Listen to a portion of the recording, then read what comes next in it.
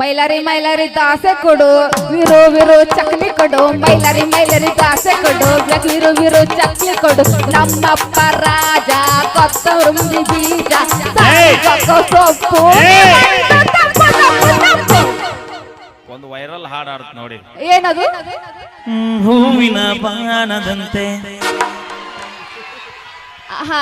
ಹಾಡಿನ ಸಾಲಲ್ಲಿ ಓಹೋ ನೂತನವಾದಂತೆ ಬಂದೆ ನೀನು, ನೀ ಬಂದ ಮೇಲೆ ಬಾಕಿ ಮಾತೇನು.